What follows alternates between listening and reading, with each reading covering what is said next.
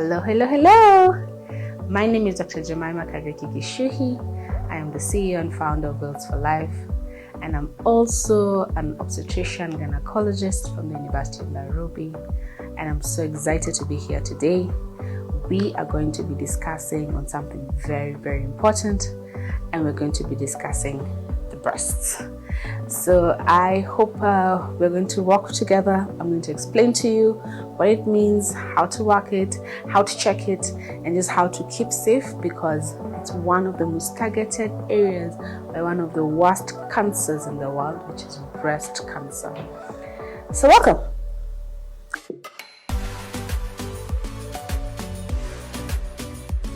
So breast cancer has affected so many women. In 2020, it affected 2.3 million women, and 635,000 lost their lives to this deadly disease.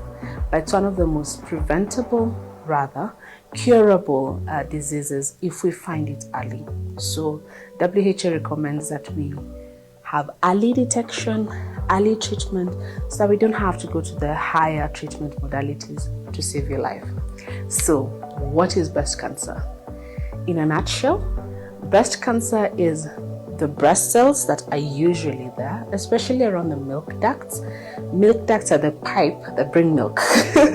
So those particular ducts, sometimes they start changing and overgrowing because of either your genetics or certain risk factors that we'll discuss about. And as they overgrow and don't stop, then it develops into either a benign or a metastatic cancer.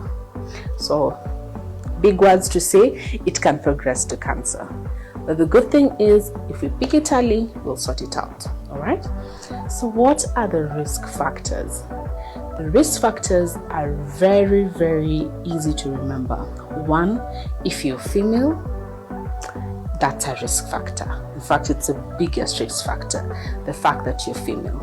Men also get breast cancer, but only 1% of the entire population of people that have breast cancer would be men.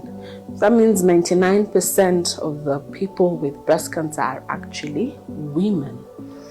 Then the other thing is your exposure to estrogen, which means if you got your periods early, if you get menopause late, if you use we call it HRT, hormone replacement therapy, especially after menopause. If you smoke, that one you can fix. If you smoke, if you drink alcohol excessively, all those are risk factors for breast cancer. So if you have any of those, please check. But the highest that we've seen is if there's a family history of breast cancer in your family.